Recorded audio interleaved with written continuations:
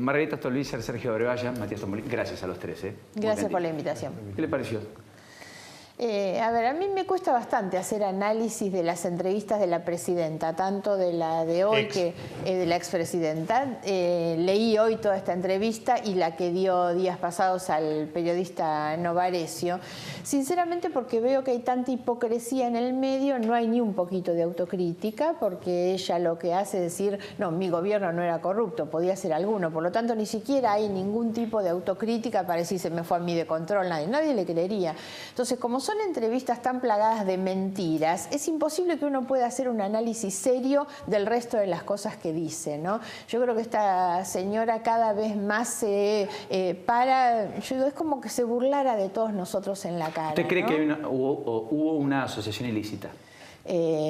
Paulino, yo soy la denunciante. Por eso digo, no claro, tiene ninguna duda. Ninguna duda. Yo he denunciado todos los delitos que se cometieron, convencida que ella es la responsable de esos delitos, aportando todas las pruebas que hay, que son muchísimas. Y esto ya ha sido dicho después de que yo lo denunciara por varios fiscales y por varios jueces, que son los que dijeron que la señora era la jefa o líder de una banda o asociación ilícita, y han descrito con mucho detalle de qué manera ellos armaron una estructura económica, primero para enriquecerse con las adjudicaciones irregulares de la obra pública y después para transformar ese dinero sucio, negro, que venía de la corrupción en bienes inmuebles, en hoteles, digamos, en dinero que ellos manejan. Ese es el lavado de dinero. Es cuando se los transforma de lo sucio, se lo pasa por una lavadora y se lo incorpora al circuito legal. Siguiendo la lógica de la expresidenta, en términos de no blanqueó dinero, efectivamente fue el hermano de Macri y fueron muchos de los encumbrados empresarios de la Argentina los que lo hicieron, pero lo lavó, que es más o menos lo mismo. Sí, sí, es lo mismo, por supuesto. O sea, mecanismo de blanqueo es diferente, Matías, ayúdame. Sí, a ver, hay un blanqueo... Uno legal y el otro ilegal. Ah, no, han habido, claro, blanqueos legales que hubo dos repudiables, en el gobierno probablemente de Cristina los dos desde y lo otros ético, ahora, quizás. por eso.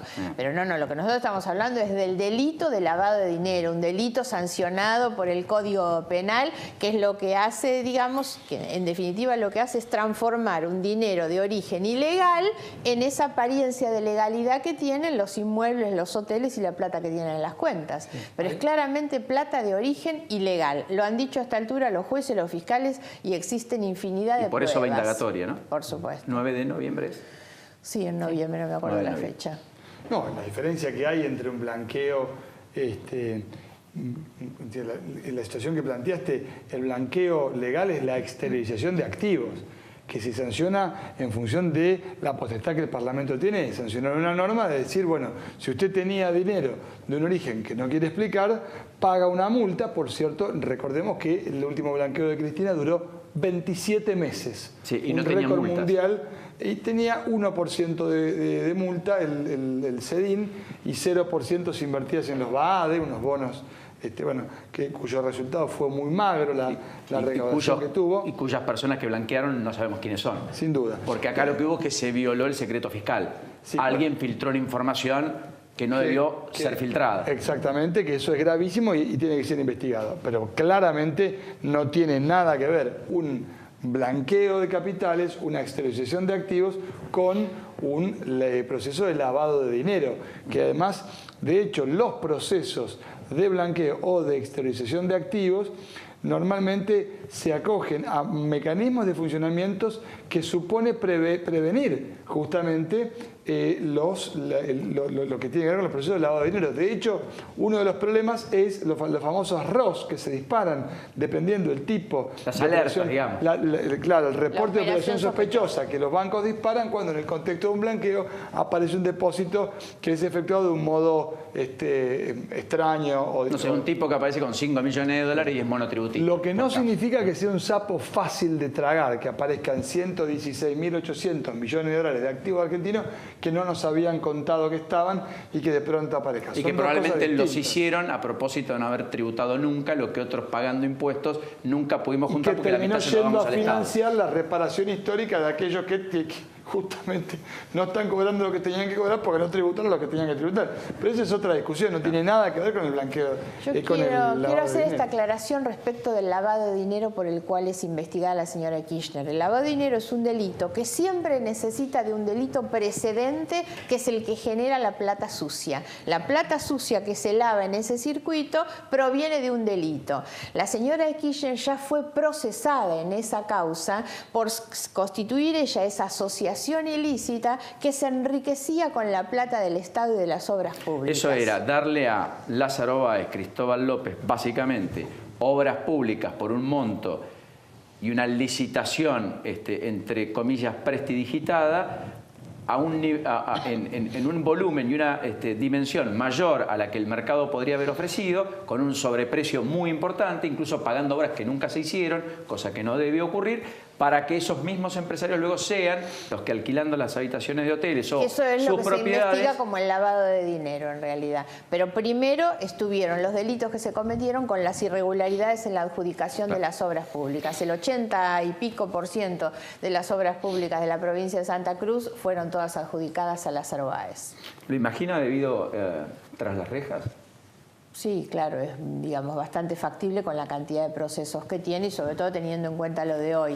Que creo sobre todo que hay que destacar hoy debido a juicio oral por la lucha que han dado los familiares de la tragedia de Once, porque digamos, hay un trasfondo de todas las cosas que ustedes han estado conversando, sobre todo en la introducción del programa, que tiene que ver con la justicia. En algún punto me parece que tenemos que empezar a discutir una reforma estructural de nuestro sistema de justicia. Hace pocos días atrás se conoció un estudio que dice que la justicia es la institución que genera mayor desconfianza social. Lo cual es un disparate porque es la que debe ordenar el contrato. Claro, eso es gravísimo. Entonces, en algún punto hay que discutir eso, que son las cosas que nosotros decimos en campaña electoral. Dejemos de hablar y discutir de la campaña y discutamos de la Argentina. Hay que discutir el país, por supuesto. Yo creo que, entre otras cosas, es necesario que existan mecanismos de control ciudadano sobre la acción de los jueces. Tiene que haber mecanismos distintos de promoción, de nombramiento, designación y remoción de los jueces. Por lo tanto, hay que reformular el Consejo de la Magistratura, entre otras cosas. También hoy vivimos en el tiempo de las comunicaciones y los avances de la ciencia y de la técnica. Y uno va a tribunales y los expedientes siguen cosidos con piolín, en realidad. Entonces, es una cosa increíble la burocracia, la maraña burocracia que existe atrás de procedimientos, tanto administrativos como judiciales. Hay expedientes que se extravían, se pierden. Y en muchos de esos va la vida y la libertad de las personas. Y las pruebas, ¿no? para condenar a alguien. Y como siempre digo, el proceso no puede ser la condena de alguien, pero la dilación tampoco puede ser el precio de la libertad de alguien. Claro. Ni lo uno ni lo otro. La velocidad es lo que importa. En cualquier sentido. Bueno, hoy la justicia tiene 3 problemas centrales. La lentitud, y siempre decimos si es lento no es justicia cuando llega tarde. La falta de eficacia en términos de resultados. Cuando uno mira las estadísticas, en realidad cuántos son los expedientes o los delitos que efectivamente llegan a tener una condena. No llegan al 2% en realidad. Y el otro punto es la baja credibilidad que la justicia tiene. Hay que hacer una reforma apuntando a reconstruir esos 3 aspectos que son centrales. Sí, ciertamente. Y ¿cómo se ve desde la ciudad, desde la perspectiva de un país, en la lógica de poder hacer mella, salir de la polarización, dejar atrás el cambiemos o no cambiemos, el macrismo, antimacrismo, cristinismo, kirchnerismo, antikirchnerismo, y poder instrumentar, no sé, una discusión que intente ir por el medio? Bueno, hay que hablar de la realidad en todos los casos. Es una ciudad cara. La ciudad de Buenos Aires es una ciudad cara. Sí, barata no es, está claro. Pero además está más cara que nunca. Viste que, no sé si te ha tocado intervenir o ver cómo suben los precios inmobiliarios. No ha subido, el que compró hace 10 años 60.000 vende en $120.000. Es cara. Las expensas suben y suben porque las tarifas suben, porque la ciudad te cobra hasta para registrar el ascensor, porque no controla a los administradores, porque no están los consorcistas sentados en las paritarias. Es cara la ciudad. Entonces, me parece que hay que dejar de ver hacia Cristina desde la ciudad de Buenos Aires y empezar a votar por lo que te resuelve la vida. Y me parece que el gobierno de la ciudad hace obras que parecen lindas, pero no te resuelve el día a día. Y es esto, la ciudad de Buenos Aires está cara. Y el que quiere comerciar, el que quiere producir, tiene que pagar permanentemente tasas, controles, profesionales que te hacen, te certifican que el edificio, que la producción está bien. Una cantidad de gastos infernales. La plata no alcanza, que es lo que dice siempre Matías, y es así. En la ciudad de Buenos Aires es muy especial el problema, es muy cara. Perdón, cuando la quisieron resolver, como en el caso de la ley en favor de los inquilinos, propietarios, inmobiliarias reaccionaron diciendo que esto atenta contra la actividad y particularmente contra los propios inquilinos. Lo que pasa es que el mercado inmobiliario ha estado a sus anchas en los últimos años y la ciudad fue regulada por la emergencia, crecimiento de villa y por un mercado especulativo. ¿Por qué? Porque el Estado no hizo lo que hacen las grandes ciudades del mundo, que interviene, ¿cómo? No regulándolo, sino construyendo para que acceda el que no tiene. Entonces tenés 350.000 personas en villas de asentamientos, el 30% de la ciudad de Buenos Aires alquilando. Uno dice, bueno, pero hay créditos ahora, sí, pero hay que acceder al crédito. Tiene buena tasa, pero si vos no probás ingresos y lo probás por mucho tiempo, no es un crédito hipotecario, empieza siendo personal en el sentido de que primero te mido el riesgo y después la hipoteca es como una doble garantía. Entonces, esto ha provocado que suban los precios inmobiliarios.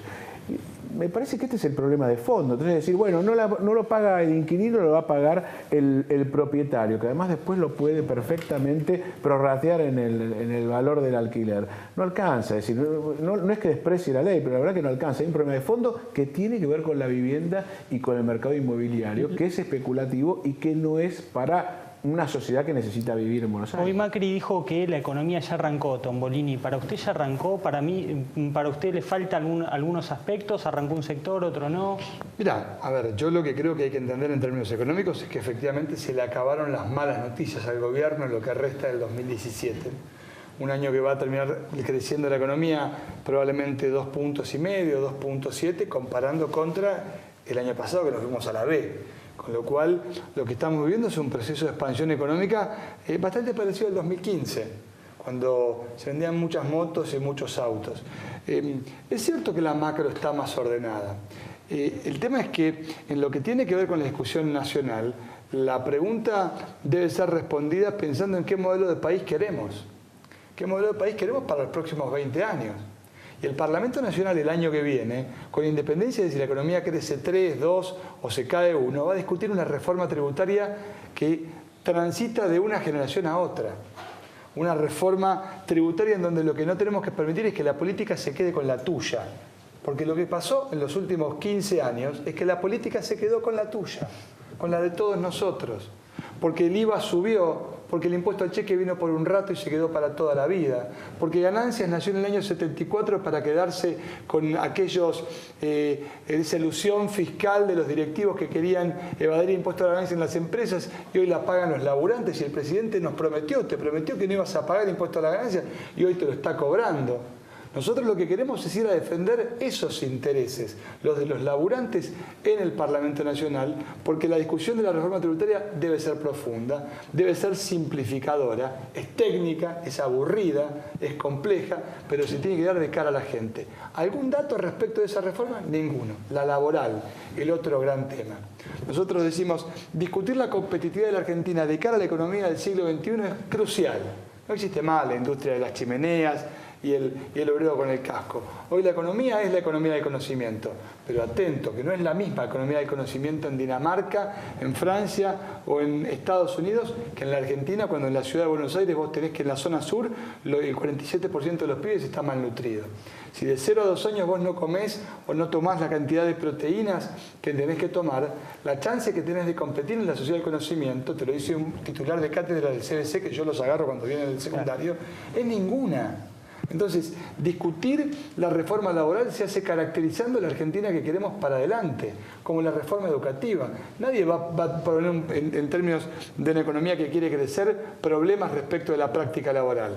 O sea, no es un tema la práctica laboral, ustedes lo validarían en todos los casos. El problema es cómo, digamos. El problema es cómo, si lo pensás como un puente entre el mundo de la educación y el mundo del trabajo, o si lo pensás como la manera de garantizar la renta extraordinaria de las empresas. Y ahí viene otra gran definición, Paulino, ¿de qué lado está cada uno? Y un país está del lado del salario y el gobierno está del lado de la renta. Entonces, ¿Y el blanqueo laboral les convence? ¿La idea de un blanqueo laboral? No, pero eso es falta de calle, total. Te explico por qué. ¿Por qué? Porque el blanqueo solo no se piensa. De vuelta, lo que tenemos que discutir es el modelo de Argentina. ¿Sabes por qué no va a andar muy bien el blanqueo laboral? Si antes no se hace una reforma laboral. Pero no, si antes no se hace una reforma integral. Y porque antes el hay que tipo hacer muchas otras cosas. Pero claro, porque el tipo que no blanquea al empleado, no solamente no lo blanquea porque no quiere blanquear los impuestos. Te lo cuenta alguien que viene del sector privado. Lo que sabemos es claro. El que fabrica remeras y declara vendo 10 remeras tiene un costo determinado. Si sigue vendiendo 10 remeras y ahora en vez de tener un costo va a tener más costo porque blanquea a los empleados, tiene que blanquear no solamente el ingreso sino la salida. Entonces, el blanqueo laboral funciona si blanquean la venta que están negreando en un país que tiene 30 o 40% de la economía en negro. No es la idea de que vamos con un blanqueo y ahora sí todos juntos de la mano. No, lo que hay que hacer es emerger toda la economía que está sumergida. O sea, sería una discusión estéril y que quedaría definitivamente en bolsillo roto si solo se discute una ley de blanqueo laboral sin todo lo otro previo. Por supuesto. Que no habría incentivo para el empresario para poner más trabajadores y tener más... El empresario PYME no quiere despedir trabajadores. El empresario PYME lo que nos pide es crédito para comprar una máquina y poder dar trabajo en doble turno. Porque lo que le tenemos que dar al empresario PYME son mercados, que pueda vender lo que produce en realidad. Sí, que le baje el costo también para Claro, lo que producirlo. necesita el PYME no es echar trabajadores, la verdad. Lo que se está discutiendo hoy es cómo le doy una herramienta para que pueda contratar más barato, de manera basura, como en la década de los 90, y echarlo y que le sea fácil y barato. Ahora, si no se toca lo que va al bolsillo del trabajador, pero sí el componente impositivo y demás, ¿hay margen, hay espacio para alguna discusión ahí o no? Bueno, la reforma impositiva hoy es más importante que la reforma laboral. Nosotros venimos planteando desde hace tiempo. Nuestro sistema impositivo es un sistema regresivo, injusto, que hace recaer toda la presión sobre el que produce y sobre el que consume. Y la verdad es que necesitamos empezar a discutir esto. Cuando nosotros planteamos que hay que eliminar el IVA de los 11 productos de la canasta básica alimentaria, no se trata de cambiarle el rótulo y que en vez de 40 cueste 30. Se trata que al jubilado le queden 400 pesos en el bolsillo, al trabajador le queden 1.200, porque el jubilado al que le queda un pesito más en el bolsillo como consecuencia de que no le pagó impuestos al Estado, ese jubilado compra un juguete para el nieto. El trabajador al que le queda un pesito en el bolsillo contrata un pintor para la casa. Y eso lo que hace es poner en marcha la dinámica de la economía que se mueve con el consumo, que son las dos cosas, son inversiones y consumo. El problema de este gobierno es que solamente está mirando la inversión. Y hoy una reforma impositiva es fundamental porque es tan inmoral cobrarle el impuesto, que el Estado se cuelgue cobrando el impuesto al trabajador que compra la leche para llevar a sus hijos en un país donde vienen los bancos extranjeros, hacen negocio con las LEVAC y nos pagan impuestos. Hoy estamos pagando 460 millones por día en concepto de intereses por la LEVAC, que no pagan impuestos. Bueno, yo quiero decir algo al respecto. Hoy hubo dos datos en términos económicos. Le pido al equipo de producción que me ayude con el soporte de placas. Pero hoy un dato es que la economía se recupera, lo decía Tombolini. En julio creció por quinto mes consecutivo, 4,9, dato del INDEC. En el año acumula suba del 2,1. Aún no recuperó de todas formas los niveles del 2015, como para ponerlo en perspectiva. Ahora el otro ¿Puedo dato... hacer dos aclaraciones en este punto? Sí. Primero es que el crecimiento no es otra cosa apenas que la compensación o la recuperación de lo que crece la población, sinceramente. Estar pensando Bueno, por en eso que no nos va tenemos bien los porque niveles del recuperamos 2015. 2 puntos. Y la otra cuestión es que el gobierno nos cuenta el crecimiento de la economía promediando situaciones. Entonces es lógico que la economía va para arriba porque se venden muchos autos lujosos. El problema es que vamos a los supermercados y cae el consumo de leche. Y eso lo que nos está mostrando es que la brecha es cada vez más grande entre los pocos a los que le va muy bien y los muchos a los que le va muy mal cuando dejan de consumir leche. El gobierno nos hace un promedio, entonces nos dice, no, nos va muy bien, claro, porque estos están ganando mucho y compran muchos autos y eso mueve un mercado muy especial. El otro gran dato es el de la deuda y se conoció hoy, sigue en alza. La deuda total creció 15,8% en el segundo trimestre. Sí. La deuda pública externa trepó un 35,3% respecto al segundo trimestre del año pasado. Ya está arriba de los 127 mil millones de dólares. Y la deuda total ya está arriba de los 204 mil millones de dólares. Deuda pública y deuda privada. Te doy 2 o 3 datos. El año que viene los argentinos vamos a pagar más cara la boleta de la luz. Vamos a pagar más cara la boleta del gas. Y te va a costar más caro el boleto de colectivo. Bueno, había que bajar los subsidios. Perfecto.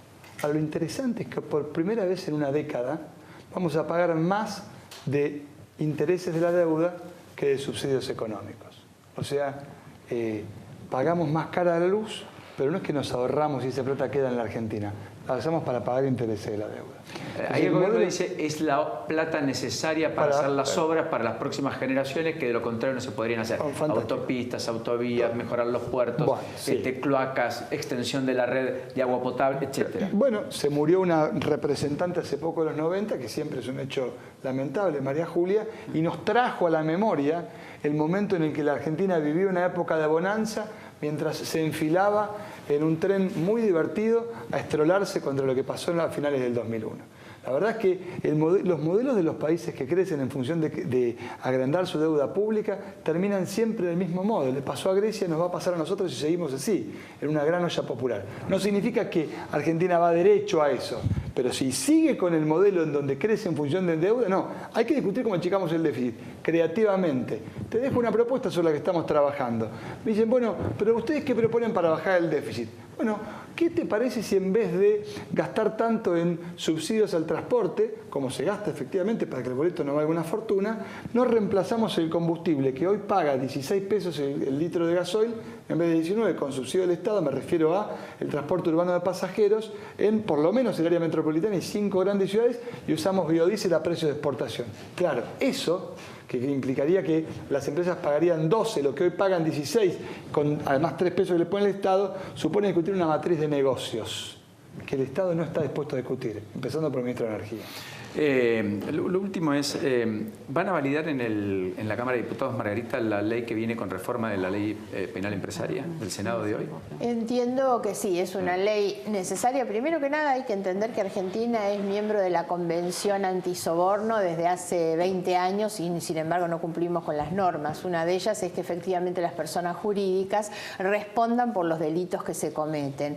Yo creo que es una norma que es imprescindible y me parece que las reformas que vienen del Senado, yo no las he terminado de ver porque se estaba votando hoy, pero yo creo que es una ley necesaria. Ahora, lo que hay que entender también, y esto tiene que ver sobre todo con esa mirada hacia las inversiones externas, es que cuando la OCDE, que es la que nos está reclamando esto para ingresar en ese sistema, hoy el 75% de las inversiones extranjeras directas viene de los 30 países que integran la OCDE. Ahora, la OCDE también tiene normas para que la plata no se fugue hacia los paraísos fiscales, y Argentina hoy es el 5º país del mundo, después de los árabes, los rusos y los venezolanos que tienen los pozos de petróleo. Argentina es el país que más plata tiene en los paraísos fiscales. Hay que hacerle caso a la OCDE, pero para todo.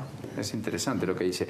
Ayer hubo una movilización pidiendo la emergencia social en la ciudad. Aquí Andy Freire dijo, no es una cuestión a discutir. ¿Usted cree que es posible votar una ley al estilo de lo que se votó en el Congreso Nacional o que no es viable? Hay que discutirla, realmente necesitamos discutirla, porque los índices son los que dice Tombolini acerca de lo que está pasando en el sur de la ciudad de Buenos Aires.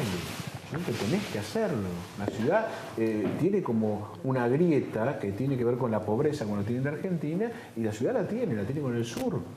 Y la tiene con los niveles de nutrición, con los niveles de educación. Me parece que sí, que es posible. Lo último, ¿se siente más cómoda o no tan cómoda con la campaña más peronista de Massa? No, yo me siento muy bien con Massa en particular. Creo que hay toda una historia que se arma, una novela sobre la peronización de la campaña. Y Massa ha sido claro. Massa discute hoy un peronismo del siglo XXI, que es un peronismo frentista, con radicales, con socialistas, con progresistas. O sea, el día después usted se imagina en este mismo lugar. Sí, claro que sí. Es que en realidad nosotros trabajamos no mirando solamente en la elección. Argentina necesita tener una alternativa que represente los sectores populares progresistas que hoy no tienen representación. Ningún peronista que está con Macri se va a ir de Macri para ir con Massa, ni con Cristina, ni con Urtubey en realidad. Y hay que mirar el sistema político hacia adelante. Los frentes son mucho más plurales, más diversos. Ahora, hoy los sectores populares, la clase media, los trabajadores, las maestras, los jubilados, no tienen representación en un gobierno que les está dando la espalda. Eso es lo que nosotros vamos a representar. Gracias a los tres. Muy gentiles, muchos éxitos en la campaña. Muchas gracias. Ahora encima con Margarita, que todos los miércoles camina con nosotros la ciudad, eso es para nosotros realmente muy importante. Por eso están acá y por eso me gusta que hayan estado y que hayan podido estar los tres. Muchas gracias. Gracias, Pablo.